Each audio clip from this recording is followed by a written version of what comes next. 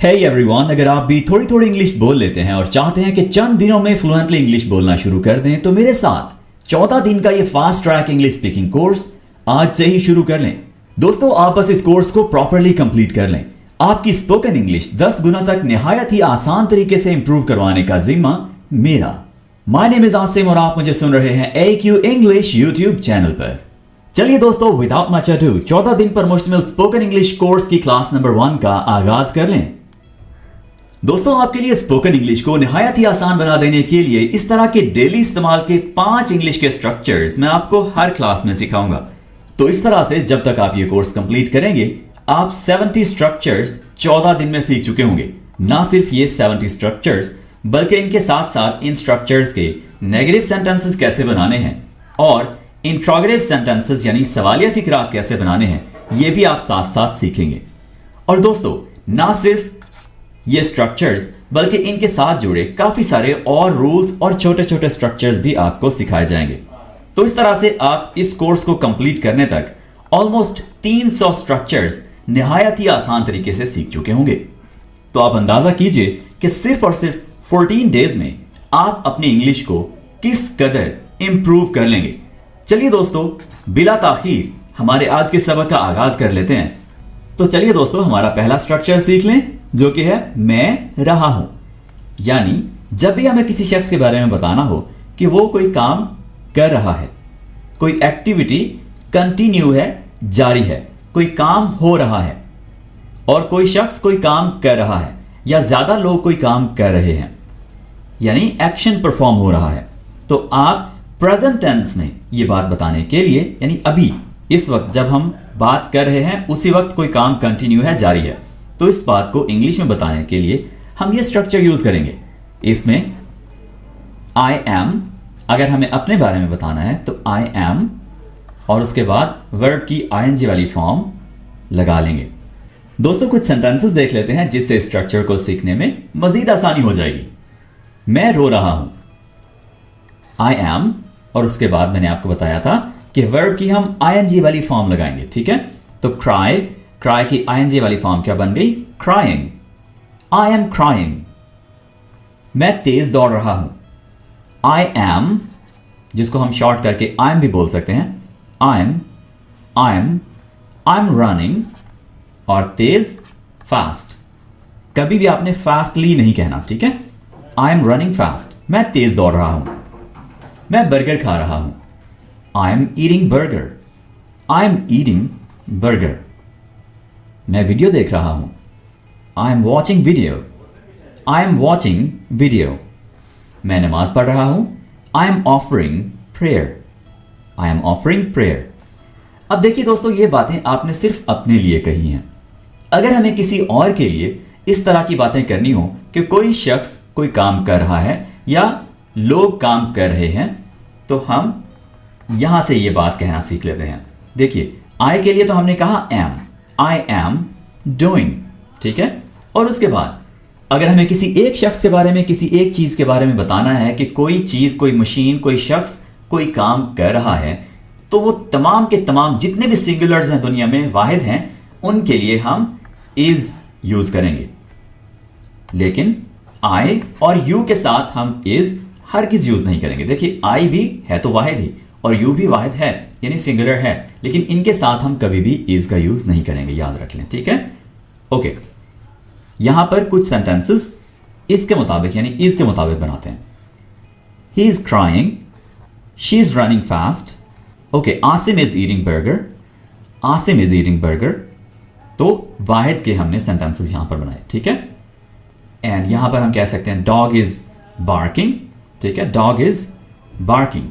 तो दोस्तों, सिंगुलर्स जितने भी हैं उनके लिए हमने क्या लगाना है? इज।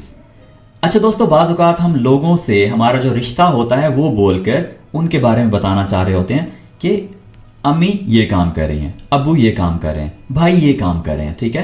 तो तब भी हमें सिंगुलर्स के लिहाज से और प्लूरल्स के लिहाज से देखना है, ठीक है? यानी अगर एक भाई है तो इज, अगर ज्यादा भाई हैं तो आर। तो हमें इस लिहाज से भी देखना है, यानी रिश्ते के लिहाज से भी हमें देखना है कि ज्यादा लोग हैं या एक बंदा है, तो उसी लिहाज से ही हम यहां से वर्ब को चूज करेंगे, ठीक है। ओके, अगर ज्यादा लोग हैं तो आर, जितने भी दुनिया में प्लूरल्स होंगे, ज्यादा लोग होंगे, जब हम एक से ज्यादा बंदे की बात करेंगे तो हमें आर का यूज करना है, और यू के साथ भी आर का यूज ही होगा हमेशा, याद रखिए। ओके, तो इसके लिहाज से हमने सेंटेंसेस को चेंज किया। अब आर के लिहाज से कर लेते हैं। They are crying, किड्स के बारे में बात हो रही है, ठीक है। Kids are crying. Okay, Asim and Kasim are running fast. Asim and Kasim are running fast. इसी तरह से my friends are eating burger. My friends are eating burger.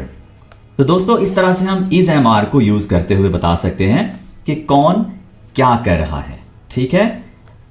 दोस्तों, अब हम यह बताना सीखते हैं कि अगर कोई शख्स कोई काम नहीं कर रहा तो इंग्लिश में कैसे कहेंगे। सिंपली सब्जेक्ट आ जाएगा सबसे पहले, यानी उस बंदे का नाम या उसके लिए प्रोनाउन, या अगर हम प्रोफेशन के लिहाज से बात करें यानी डॉक्टर, नर्स वगैरह, या अगर हम रिश्ता बता रहे हैं तो लोगों के जो नाम हैं वो यहां पर आ जाएंगे, ठीक है। उसके बाद इज एम आर जो भी सूटेबल हो वो यहां पर उनमें से कोई भी पिक करें, और फिर उसके बाद नॉट लगा दें और वर्ब की आईएनजी वाली फॉर्म। ओके, सेंटेंसेस से मजीद क्लियर हो जाएगा। मैं नहीं रो रहा हूं, I am not crying. I am not crying. मैं तेज नहीं दौड़ रहा हूं, I am not running fast. I am not running fast. मैं बर्गर नहीं खा रहा हूं, आई एम, उसके बाद नॉट ईटिंग बर्गर। मैं वीडियो नहीं देख रहा हूं, I am not watching video. मैं नमाज नहीं पढ़ रहा हूं, I am not offering prayer. I am not offering prayer. Okay दोस्तों, अब तक हमने सिर्फ अपने बारे में बताना सीखा कि मैं अगर कोई काम नहीं कर रहा तो आई एम और उसके बाद नॉट लगा दिया तो सेंटेंस कंप्लीट। अगर हमने किसी एक सिंगुलर के बारे में बताना हो तो हम इज नॉट लगाएंगे, और अगर प्लूरल के बारे में बताना हो तो हम आर नॉट लगाएंगे, ठीक है। लेकिन इसके साथ साथ यह बात सीखना भी जरूरी है कि इज नॉट होगा तो इसको शॉर्ट करके अपनी स्पीकिंग को बेहतर बनाने के लिए हम इजंट कह देंगे, और आर नॉट को आरंट, तो ये कॉन्ट्रैक्शंस बन गए, ठीक है। Okay, isn't and aren't. जरा इस सेंटेंस को हम चेंज करने की कोशिश करते हैं कि वो नहीं रो रहा है। ही, वो, ठीक है। उसके बाद इज नॉट, जिसको हम शॉर्ट करके इजंट कह लेंगे। ही इजंट क्राइंग, ठीक है, वो नहीं रो रहा है। Asim isn't running fast. Asim isn't running fast. अच्छा, दोस्तों के बारे में बात कर लेते हैं। My friends aren't eating burger. My friends aren't eating burger. तो दोस्तों, इस तरह से आप निहायत ही आसान तरीके से अगर कोई बंदा कोई काम नहीं कर रहा तो इसको इंग्लिश में बता सकते हैं। ओके, आगे बढ़ते हैं और सीखते हैं कि हमने अगर किसी से सवाल पूछना हो कि क्या कोई बंदा ये काम कर रहा है तो ये इंग्लिश में कैसे पूछेंगे। सिंपली सबसे पहले उस शख्स के लिहाज से इज एम आर में से कोई सा भी वर्ब पिक कर लेंगे। सिंगुलर है तो इज, आई के लिए एम, और प्लूरल है या यू है तो आर, और फिर सब्जेक्ट, और फिर उसके बाद वर्ब की आईएनजी वाली फॉर्म। देखिए दोस्तों, सिंगुलर्स के साथ हमेशा इज ही लगेगा। इस बात को आप एस से भी याद रख सकते हैं, यानी उल्टा सिंगुलर, इस तरह से भी आप याद रख सकते हैं, ठीक है। अब जरा कुछ सेंटेंसेस देखते हैं जिनसे हम अपने बारे में सवाल पूछना सीख सकते हैं कि क्या मैं ये कर रहा हूं या मैं ये क्यों कर रहा हूं। ओके, क्या मैं रो रहा हूं, एम आई क्राइंग। एम आई क्राइंग। क्या मैं तेज दौड़ रहा हूं, एम आई रनिंग फास्ट। एम आई रनिंग फास्ट। क्या मैं बर्गर खा रहा हूं, एम आई ईटिंग बर्गर। एम आई ईटिंग बर्गर। जी, तो आपने अपने बारे में सवाल पूछना सीख लिया। अब हम किसी एक शख्स के बारे में सवाल पूछना सीखते हैं जो कि सिंगुलर है यानी वाहिद है। तो उसके लिए हम क्या यूज करते हैं, याद है आपको, इज।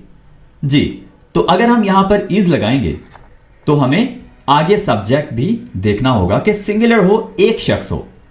वो एक सिस्टर भी हो सकती है, वो एक भाई हो सकता है, वो एक डॉक्टर हो सकता है, वो एक नर्स हो सकती है, या वो कोई भी हो सकता है, ठीक है। एक शख्स होना चाहिए, याद रखें। सिंगुलर होगा तभी एस लगेगा, आई एंड यू के अलावा, यह भी याद रखिएगा।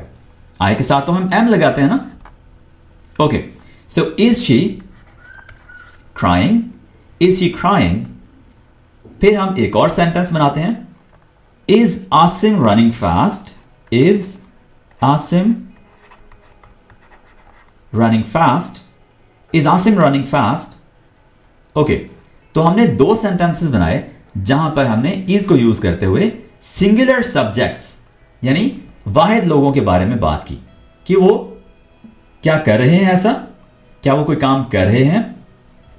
ओके, अब हम देखते हैं आर को हम कैसे यूज करेंगे, यानी जो प्लूरल लोग हैं, ज्यादा लोग हैं, उनके बारे में हम सवाल कैसे कर सकते हैं, या किसी एक शख्स के लिए, यू के लिए हम सवाल कैसे कर सकते हैं। आर यू ईटिंग बर्गर, सबसे पहले क्या लगेगा, आर, और उसके बाद सब्जेक्ट क्या आएगा, यानी बंदा, उसके लिए प्रोनाउन हम यूज कर रहे हैं, तो are you eating burger. Okay, are they watching movie, ज्यादा लोग हो गए तो आर दे वॉचिंग मूवी, ठीक है, आर दे वॉचिंग मूवी। दोस्तों, अब तक हमने बिल्कुल इंग्लिश के सादा सवाल पूछना सीखा है, जैसे इज शी क्राइंग, क्या वो रो रही है।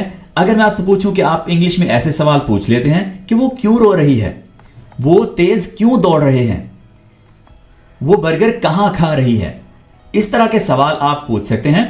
यानी क्यों, कैसे, कब, कहां वाले सवाल आपको इंग्लिश में पूछने आते हैं। अगर नहीं आते तो सिंपल एक रूल याद रखें, आपने इज एम आर से पहले WH वाले वर्ड्स यानी वाई, व्हेन, वेयर, विच, ये वाले वर्ड्स यूज कर लेने हैं, ठीक है। जैसे वो क्यों रो रही है, वाई इज शी क्राइंग, ठीक है, why is she crying. Why are you running fast, why are you running fast. Where are you going, कितना आम सा सवाल है कि आप कहां जा रहे हैं, वेयर आर यू गोइंग। निहायत ही आसान तरीके से स्ट्रक्चर्स के थ्रू आपने प्रेजेंट कंटिन्यूअस टेंस को सीख लिया है। तो दोस्तों, आप इस टेंस की प्रैक्टिस लाजमी कीजिए, इन चारों स्ट्रक्चर्स पर एक एक सेंटेंस लाजमी बनाइए। Okay, let's continue. और अब हमारा आ जाता है नेक्स्ट स्ट्रक्चर, जिसमें हम सीख रहे हैं I am getting. I am getting, जब भी आप पर किसी चीज का असर हो रहा हो, या आप वो चीज in the very near future, बहुत ही मुस्तकबिल करीब में लेने वाले हो, आपकी मलकियत में वो चीज आने वाली हो, आपकी लिस्ट में ऐड होने वाली हो, तो आप ये बताने के लिए आई एम गेटिंग का यूज कर सकते हैं। देखिए दोस्तों, आई एम गेटिंग इस सिचुएशन में भी यूज होता है कि जब आपकी तबीयत पर कोई चीज असरअंदाज होती है, आपकी सेहत पर, आपकी पर्सनैलिटी पर कोई चीज असरअंदाज होती है, आप उसके लिए भी आई एम गेटिंग का यूज करते हैं, ठीक है। सेंटेंसेस से मजीद बेहतर तरह से हम सीख सकते हैं, मेरी तबीयत बेहतर हो रही है, या मैं बेहतर हो रहा हूं, I am getting better, I am getting better. अगर आप मेरे साथ साथ इन सेंटेंसेस को बोलकर प्रैक्टिस करेंगे तो आपके लिए स्पोकन इंग्लिश निहायत ही आसान होती जाएगी। दोस्तों, हम इंग्लिश इसीलिए नहीं बोल पाते हैं क्योंकि हम बोलते नहीं हैं, हम अपनी जुबान से इंग्लिश के अल्फाज अदा नहीं करते हैं और हमेशा डरते रहते हैं कि कहीं हमसे कोई गलती ना हो जाए। हो जाने दीजिए गलती, आज अगर गलती कर बैठेंगे तो आहिस्ता आहिस्ता गलती सुधरती जाएगी, लेकिन कोशिश ये आपने करनी है कि लगातार सीखते रहें। सीखने से ही गलतियां बेहतर होती हैं, दूर होती हैं। मैं शादी कर रहा हूं, I am getting married, I am getting married. मैं थक रहा हूं, आई एम गेटिंग टायर्ड। तो दोस्तों याद रखिए, गेटिंग के साथ आप ईडी वाले वर्ड्स भी यूज कर सकते हैं। I am getting married, I am getting tired.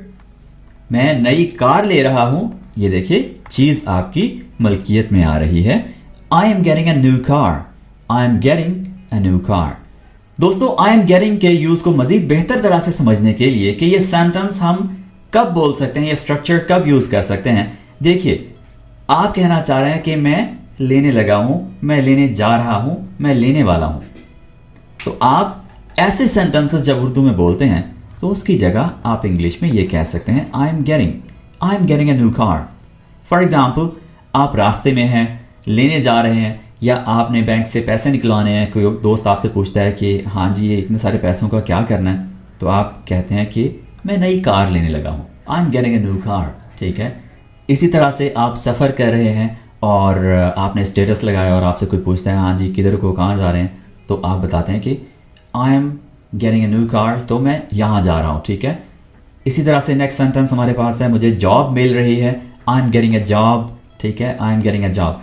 तो इन तमाम सेंटेंसेस को एक दफ़ा आप बोलकर प्रैक्टिस कीजिए। I am getting better, I am getting married, I am getting tired, I am getting a new car, I am getting a job. Okay दोस्तों, जिस तरह से हमने पिछले स्ट्रक्चर को डिफरेंट सब्जेक्ट्स के लिए यूज किया था, इसी तरह से हम इसको भी वैसे ही कर सकते हैं। सेम रूल्स अप्लाई होंगे यहां पर भी। He is, she is, they are, we are. Okay, singulars के साथ इज और प्लूरल्स के साथ क्या, आर। लेकिन याद रखिए आई एंड यू के साथ हम इज नहीं लगाएंगे और आर जो है वो यू के साथ लगेगा। ठीक है, वो सिंगुलर भी हो तब भी लग जाएगा, और तमाम प्लूरल्स के साथ हम आर लगाएंगे। Okay, they are getting, you are getting. अगर हमें सवाल करना हो तो are you getting a new car. Okay, are you getting a new car. Is she getting married, is she getting married. ठीक है, तो इस तरह से खुद से सवाल पूछना भी सीखिए और नेगेटिव बनाना भी सीखिए। आई am not getting a new car. ठीक है, I am not getting a new car. For example, आप किसी शोरूम पर जाते हैं और आप स्टेटस लगाते हैं कि गाड़ियाँ शाड़ियाँ दिखा रहे हैं। ठीक है, और आपसे आपका दोस्त या कोई भी बंदा पूछता है कि are you getting a new car, तो आप कहते हैं no I am not getting a new car, yes but my friend is getting a new car. ठीक है, मैं नहीं ले रहा हूँ नई गाड़ी, मेरा दोस्त ले रहा है। ओके दोस्तों, तो इस तरह से आप गेटिंग का यूज कर सकते हैं। इसी तरह से आप इसके साथ WH वाले वर्ड्स भी लगा सकते हैं, यानी क्यों ले रहे हैं, कब ले रहे हैं। Why are you getting a new car? Why are you getting a new car? अभी पिछले साल ही तो आपने नई गाड़ी ली है, फिर से चेंज कर रहे हैं। ओके, तो इस तरह से Where are you getting a new job? आप कहाँ पर आपको कहाँ पर नई जॉब मिल रही है। ठीक है, तो इस तरह से WH वाले वर्ड्स भी आप जब सवाल करने लगें तो WH वाले वर्ड्स आप शुरू में रख के उसके बाद इज एम आर लगा सकते हैं। ठीक है, और उसके बाद आप सब्जेक्ट लगाएंगे। आगे बढ़ेंगे और सीखेंगे हमारा आज का तीसरा स्ट्रक्चर, जो कि है मैं अच्छा हूं। किसी भी चीज में अगर आप माहिर हैं, आप कोई काम बहुत ही अच्छे तरीके से कर सकते हैं, तो आप सिंपली कह सकते हैं आई एम गुड एट, और उसके बाद आप उस एक्टिविटी या उस चीज का नाम, उस स्किल का नाम बोल सकते हैं। I am good at drawing, I am good at drawing, I am good at maths, I am good at maths. किसी सब्जेक्ट में अच्छे हैं तो I am good at maths, किसी सब्जेक्ट का नाम बोल सकते हैं। ठीक है, किसी खेल में, स्पोर्ट्स में अच्छे हैं, गेम में अच्छे हैं, तो I am good at cricket, I am good at cooking. तो कोई भी काम अगर आपको बहुत अच्छे से करना आता है तो आई एम गुड एट, और उसके बाद उस काम का जो नाम है वो आप बोलेंगे। ठीक है, आपने उस काम का नाम बोलना है। गुड एट के बाद टू नहीं लगाना या इस तरह की कोई भी एडिशन करने की जरूरत नहीं है। Simply I am good at और उसके बाद उस काम का इंग्लिश में जो नाम है। तो जिस तरह से हमने पहले दो स्ट्रक्चर्स में देखा कि आई एम के अलावा भी हम डिफरेंट लोगों के लिए किस तरह से बात कर सकते हैं, जैसे he is, she is, they are, we are. Okay, इसी तरह से इस स्ट्रक्चर को भी हम उन प्रोनाउंस के लिए और डिफरेंट लोगों के लिए यूज कर सकते हैं।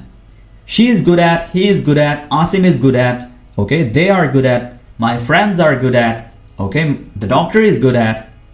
ठीक है, तो इस तरह से आपने डिफरेंट लोगों के लिए इस स्ट्रक्चर को यूज करना सीख लेना है और प्रैक्टिस भी करना है। ओके, अब देखते हैं कि हमने इसके मनफी और सवालिया फिक्रात कैसे बनाने हैं। अगर हमें कहना है कि कोई शख्स किसी काम में अच्छा नहीं है, माहिर नहीं है, उसको अच्छे से करना नहीं आता, तो हम आई एम नॉट गुड एट कह देंगे, या उसके लिए जो सब्जेक्ट है वो बोलेंगे, और फिर जो वर्ब है इजंट गुड एट या आरंट गुड एट लगाएंगे। ठीक है, और अगर हमें सवालिया फिक्रात बोलने हैं, किसी से सवाल पूछना है कि क्या आप इस काम में माहिर हैं, आपको ये काम अच्छे से करना आता है, तो simply are you good at, is she good at, am I good at, ठीक है। तो इस तरह से आप किसी से भी सवाल पूछ सकते हैं यूजिंग गुड एट, अगर आपको जानना है कि क्या वो इस चीज में माहिर है। यहां मैंने आपसे पूछना है एक छोटा सा सवाल इंग्लिश में अपने बारे में। Am I good at teaching English? क्या मैं इंग्लिश पढ़ाने में ठीक हूं, अच्छा हूं? यानी अगर आपको ये बातें समझ आ रही हैं तो आपने मुझे इस सवाल का जवाब कमेंट्स में लाजमी देना है। दोस्तों आगे बढ़ेंगे और स्ट्रक्चर नंबर 4 डिस्कस करेंगे। अगर कोई बंदा कोई काम करने की कोशिश कर रहा है तो वो इस स्ट्रक्चर का यूज करते हुए बता सकता है। आई एम ट्राइंग टू और उसके बाद वर्ब की फर्स्ट फॉर्म लगाएंगे। कौन सी form? First form of the verb, ठीक है। आई एम ट्राइंग टू और उसके बाद वर्ब की फर्स्ट फॉर्म गेट, कॉल, ईट, अंडरस्टैंड, एक्सप्लेन। जी, तो मैं जॉब हासिल करने की कोशिश कर रहा हूं। I am trying to get a job. मैं अपनी फैमिली को कॉल करने की कोशिश कर रहा हूं। I am trying to call my family. मैं सेहत अफजा खुराक खाने की कोशिश कर रहा हूं। I am trying to eat healthy food. मैं समझने की कोशिश कर रहा हूं। I am trying to understand. मैं वजाहत करने की कोशिश कर रहा हूं। I am trying to explain myself. इसी स्ट्रक्चर को यूज करते हुए अगर हमने नहीं में सेंटेंसेस बनाने हो, नहीं में बात करनी हो, तो आई एम नॉट कह लेंगे, ठीक है। यानी सब्जेक्ट के बाद इज एम आर लगा के फिर नॉट एंड ट्राइंग टू, ठीक है। दोस्तों याद रखिए जिस तरह से हमने पिछले स्ट्रक्चर्स में तमाम सब्जेक्ट्स के लिए डिफरेंट वर्ब्स, हेल्पिंग वर्ब्स का यूज करते हुए बात करना सीखा है, यहां पर भी हम वही फॉर्मूला अप्लाई करेंगे। यानी he is, she is, they are, we are, और my friends are, doctors are, doctor is, ठीक है। अगर एक डॉक्टर है तो यानी सिंगुलर्स के लिए इज और प्लूरल्स के लिए आर। तो थोड़ा सा इन सेंटेंसेस को चेंज करके प्रैक्टिस करें। He is trying to get a job. He is trying to get a job. वो जॉब हासिल करने की कोशिश कर रहा है। They are trying to call my family. They are trying to call my family. अगर हमें नहीं में सेंटेंसेस बनाने हैं तो they are not trying to call my family. They are not trying to call my family. अगर हमें question करना है तो are you trying to eat healthy food? Are you trying to eat healthy food? इसी तरह से is she trying to explain herself? Is she trying to explain herself? Last but not the least हमारा आखिरी structure आ जाता है मैं करने लगा हूं या मैं करने वाला हूं। इस बात को आपने इंग्लिश में बताने के लिए इस स्ट्रक्चर का यूज करना है। I am going to, I am going to, जो कि शॉर्ट करके going to को शॉर्ट करके गना बोल दिया जाता है, सिर्फ और सिर्फ स्पोकन इंग्लिश में या इनफॉर्मल चैटिंग में, ठीक है। जब आप अपने दोस्तों के साथ, ऐसे लोगों के साथ जिनके साथ आपकी अच्छी खासी फ्रैंकनेस होती है, आप उनके साथ यानी आपकी फॉर्मल या बिजनेस के रिलेटेड आपकी कन्वर्सेशन, चैटिंग नहीं हो रही होती, बातचीत नहीं हो रही होती, तब आप गना का यूज कर सकते हैं, ठीक है। अदरवाइज आप गोइंग टू का यूज ही करेंगे। गना को हमने गोइंग टू से शॉर्ट किया है, ठीक है। अगर आप यहां पर आई एम गोइंग टू भी कह दें तो भी ठीक है, लेकिन स्पोकन इंग्लिश में हम चूंकि थोड़ा सा फ्लुएंटली बोलने की कोशिश करते हैं, थोड़ा शॉर्ट भी बोलने की कोशिश करते हैं, तो इसलिए हमने गोइंग टू को गना बोला है। और ये जो नेटिव इंग्लिश स्पीकर्स होते हैं वो इसको ज्यादा बोलते हैं। ओके, आई एम गना, आई एम गना, आई एम गना के बाद आपने कभी भी टू का यूज नहीं करना। अगर मैं यहां से गना को हटा के गोइंग टू लिख दूं, गना जो है वो हमने गोइंग टू की जगह पर ही रखा ना, तो अगर यहां पर मैं बोलूं आई एम गोइंग टू, ठीक है, आई एम गोइंग टू, और इसके बाद फिर से मैं टू लगा दूं, तो क्या ये ठीक बनेगा? I am going to read a book, I am going to read a book, बिल्कुल गलत हो जाएगा। तो आपने गोइंग टू के बाद फिर से टू नहीं लगाना, यानी गना के बाद फिर से टू नहीं लगाना, ये याद रखिएगा। अक्सर स्टूडेंट्स जब ये सीखते हैं, इसको यूज करना सीखते हैं, तो सबसे बड़ी गलती मोस्ट फ्रीक्वेंटली जो करते हैं वो यही है कि गना उसके बाद फिर से to. Okay, I am gonna read a book, I am gonna read a book, मैं किताब पढ़ने लगा हूं, पढ़ने वाला हूं। मैं आपको सिखाने वाला हूं। I am gonna teach you. Class में टीचर जब कोई सबक सिखाने लगता है तो वो बोल सकता है I am gonna teach you present indefinite tense today. आज मैं आपको प्रेजेंट इंडेफिनिट टेंस सिखाने वाला हूं, ठीक है। मैं आपको एक कहानी सुनाने वाला हूं। I am gonna tell you a story. I am gonna tell you a story. याद रखिए, गना के बाद हमेशा first form of the verb आप यूज करेंगे। I am gonna eat some cake. I am gonna eat some cake. मैं अब सो रहा हूं। I am gonna sleep now. I am gonna sleep now. तो इन्हीं सेंटेंसेस को आप यूं भी बोल सकते हैं। I am going to read a book. I am going to teach you. I am going to tell you a story. I am going to eat some cake. I am going to sleep now. ठीक है दोस्तों, तो going to भी कह सकते हैं, गना भी कह सकते हैं। गना थोड़ा क्विक और फ्लुएंट स्पोकन इंग्लिश में आता है। गना को आप बाकी भी तमाम सब्जेक्ट्स के साथ यूज कर सकते हैं। He is gonna, she is gonna, they are gonna, we are gonna, Asim is गना, ठीक है।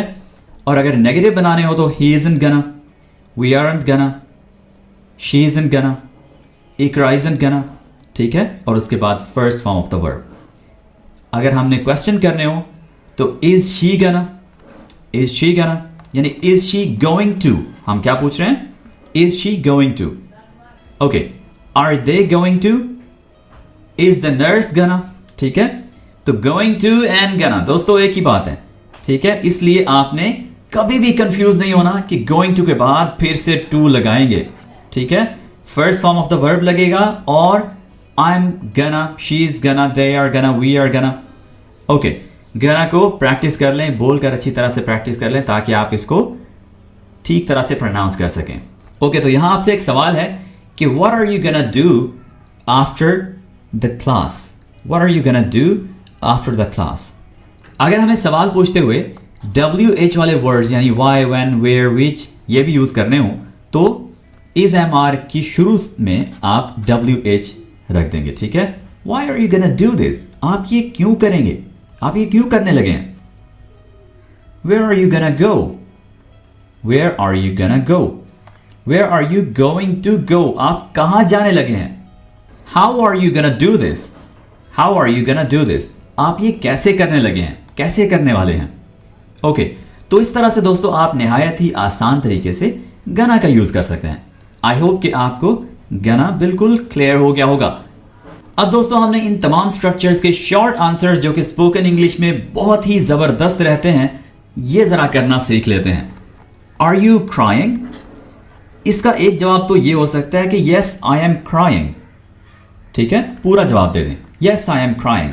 लेकिन स्पोकन इंग्लिश में हम इस तरह से भी कह सकते हैं यस आई एम। इतना सिर्फ जवाब देना कि यस काफी नहीं है, या इतना भी बोलना जरूरी नहीं है, लंबा जवाब देना कि यस आई एम क्राइंग। ये स्पोकन इंग्लिश में ना नेटिव्स यूज करते हैं, जैसे हम उर्दू में कहते हैं हाँ जी, आर यू क्राइंग, हाँ जी। तो जिस तरह से हम हाँ जी कहते हैं, हाँ मैं रो रहा हूं, तो ऐसे ही हम कह सकते हैं यस आई एम, ठीक है। ना खाली यस काफी रहता है और ना ही आपको इतना लंबा जवाब देने की जरूरत है कि यस आई एम क्राइंग, पूरा सेंटेंस बोलने की जरूरत नहीं है, ठीक है। इसी तरह से अगर आपने नो में जवाब देना है तो नो आई एम नॉट, बस यहीं पर आपका जवाब पूरा हो जाता है स्पोकन इंग्लिश में, खास तौर पर, या चैटिंग में, ठीक है। Okay, are you getting cold? Yes I am. और अगर आपने नहीं में जवाब देना है तो no I am not. Are you trying to learn English? Yes I am. और नहीं में no I am not. Are you gonna sleep? Yes I am. इसी तरह से नहीं में no I am not. Are you crying? Yes I am. No I am not. अगर आपने किसी और बंदे के बारे में बात करनी हो कि is she crying? Yes she is. No she isn't. दोस्तों जरा इस सेंटेंस को चेंज करते हैं किसी और शख्स के लिए और शॉर्ट आंसर करना सीखते हैं। Are they getting cold? Are they getting cold? क्या उन्हें जुकाम हो रहा है? उन्हें सर्दी हो रही है? Are they getting cold? Yes they are, ठीक है। जिस सब्जेक्ट के बारे में पूछा जा रहा है, जिस बंदे के बारे में या जिन लोगों के बारे में पूछा जा रहा है, उनके लिए आप यस और नो करके फिर उनके लिए सबसे पहले सब्जेक्ट बोलेंगे यस दे आर, ठीक है। और अगर नहीं हो रहा, नो दे आरंट। ठीक है, नो दे आरंट। ओके दोस्तों, तो इस तरह से आप निहायत ही आसान तरीके से शॉर्ट आंसर्स कर सकते हैं। अगर आपको शॉर्ट आंसर्स करना नहीं आता तो आप प्रॉपरली शॉर्ट आंसर्स करना सीख लीजिए। ये स्पोकन इंग्लिश में बहुत ही ज्यादा यूज होते हैं। दोस्तों, यहां मेरा काम हो गया है खत्म और आपका काम होता है शुरू। आपने इस कंप्लीट क्लास की करनी है प्रैक्टिस, तभी आप सही तरह से जान पाएंगे कि आपने जो सीखा है वो सही तरह से सीख लिया है, या अगर कहीं कमी बाकी है तो फिर हमारा काम हो जाएगा शुरू। ठीक है, हम आपको बताएंगे कि आपने जितना सीखा है उसमें कहां इंप्रूवमेंट की जरूरत है। ठीक है, तो आपने क्या करना है, आपने हमें कमेंट्स में प्रैक्टिस चेक करवानी है। प्रैक्टिस क्या करेंगे आप अपने आसपास देखेंगे और बताएंगे कि कौन क्या कर रहा है और कौन क्या नहीं कर रहा है, पर उसे करना चाहिए आपको ऐसा लग रहा है। ठीक है, ओके। आप अगला मोबाइल या गाड़ी कौन सी लेने वाले हैं, या क्या आपकी तबीयत पर कोई चीज असरअंदाज हो रही है, आप ये बताएंगे। या क्या किसी की तबीयत पर कोई चीज असरअंदाज हो रही है, क्या किसी को कोई बुखार, हेडेक वगैरह, फ्लू कुछ भी हो रहा है।